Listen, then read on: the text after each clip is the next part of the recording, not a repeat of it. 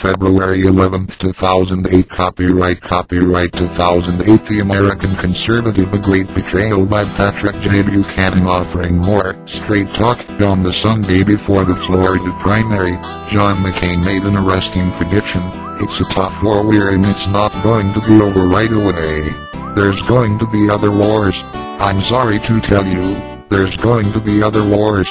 We will never surrender, but there will be other wars. I promised to go to Korea and ended that war.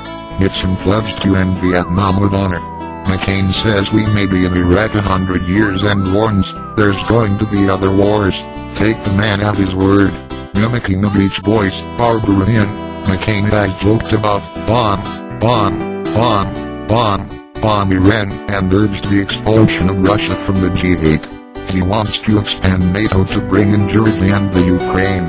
This could mean confrontation between Russia and the United States over whether South Ossetia and Abkhazia should be free of Georgia or ruled by Tbilisi, a matter of zero vital interest to this country. We are forewarned. John McCain intends to be a war president. Where Bush has lately cleansed his administration of neocons, McCain offers the last best hope for a neocon return and restoration and more wars in the Middle East. And if, as seems probable, Netanyahu again becomes Prime Minister of Israel, he and the President McCain will find a pretext for a war on Iran. The year 2008 may prove a defining one for conservatives, for on many of the great issues, McCain has sided as often with the left and the big media as he has with the right. Where Bush has been at his best, cutting taxes and nominating conservative judges, McCain has been his nemesis. Not only did he vote twice against the Bush tax cuts, McCain colluded to sell out the most conservative of Bush's judges in 1993. McCain voted to confirm the pro-abortion liberal Ruth Bader Ginsburg. But when Bush set out to restore constitutionalism, McCain formed the Gang of 14, 7 senators from each party. All agreed to vote to block the GOP Senate from invoking the nuclear option, empowering the GOP to break the filibuster of judicial nominees by majority vote unless the 7 Democrats agreed. With this record of voting for Clinton justices and joining with Democrats anxious to kill the most conservative Bush's nominees, what guarantee is there a President McCain would nominate and fight for the 5th jurist who would vote to overturn Roe v. Wade? McCain also colluded with liberals to pass McCain-Fame Gold, a law that denies to Second Amendment folks and right to lifers their First Amendment right to identify friends and foes in TV ads before national elections. On ANWAR, 2, McCain votes with the liberals, and on global warming he has moved toward Gore. After 5 record trade deficits have denuded the nation of thousands of factories and 3 million manufacturing jobs, McCain is still dabbling on about Smoot Hawley.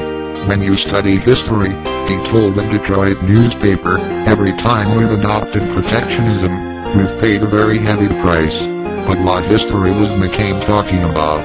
From Lincoln through Calvin Coolidge, the GOP was the party of protection that put 12 presidents in the White House 2 to 4 the Democrats, and the U.S. became the most awesome industrial power and self-reliant nation in the history of mankind, producing 42% of the world's manufactured goods.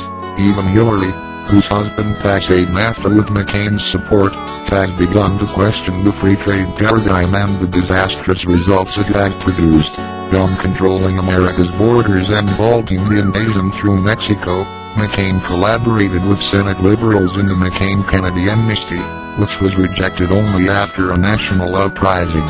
When 190,000 Arizonans petitioned in 2004 to put Prop 200 on the ballot, requiring proof of citizenship before an individual could vote or receive welfare benefits, John McCain led the GOP congressional delegation in opposing it unanimously.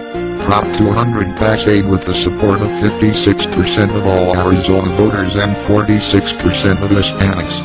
Unsurprisingly, Juan Hernandez, who opened borders chatterbox and former advisor to Vicente Fox, has turned up in McCain's campaign. On the 2 issues where Bush has been at his best, taxes and judges, McCain has sided against him. On the 3 issues that have ravaged the Bush presidency: the misbegotten war in Iraq, the failure to secure America's borders, and the trade policy that has destroyed the dollar, industrialized the country, and left foreigners with $5 trillion to buy up America. McCain has sided with Bush. Now McCain is running on a platform that says your jobs are not coming back, the illegals are not going home, but we are going to have more wars. If you don't like it, vote for Hillary. And this was to be the year of change.